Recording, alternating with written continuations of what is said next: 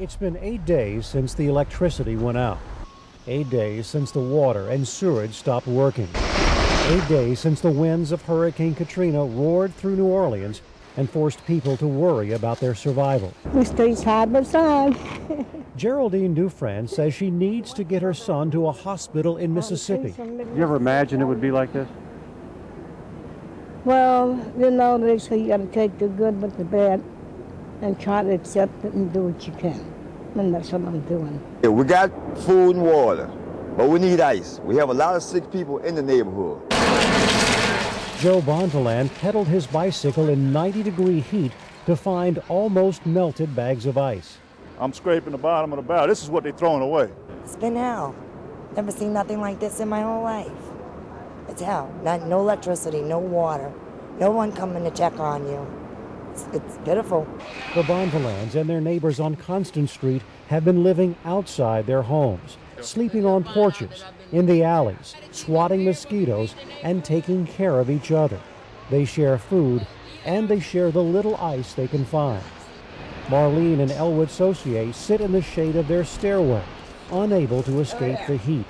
Survival is more difficult for a woman with asthma. Then I start panicking, you see. I panic, you know. And then I start crying because I'm panic. I'm scared, you know. Help has arrived from around the country. The National Guard moves in supplies. The infantry patrols St. Charles Avenue, detaining anyone who causes a problem. Wouldn't turn any down. The sheriff of Harris County, Georgia, brought his deputies to New Orleans 5 days ago to provide relief for people now stranded in their homes. We've got some people that we've touched base with yesterday that needed water and food, and we're bringing that back. We've got some diesel and gas we're going to give a little bit out. We've got about 4 addresses that people said they'd be ready to evacuate out today, so we're going to pick them up and get them out. Plus, we're checking homes that's been kicked in and broken into to make sure that no one's inside injured. The deputies have made new friends. Give me a call in a couple of weeks. Let me know how you do. We've seen sheriffs from Feliciana Parish, other parishes in Louisiana. We've seen sheriffs from Georgia, Alabama, Tennessee. They just come down here to help.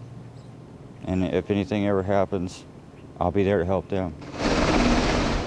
But so much of New Orleans, about 60% of the city, is still underwater.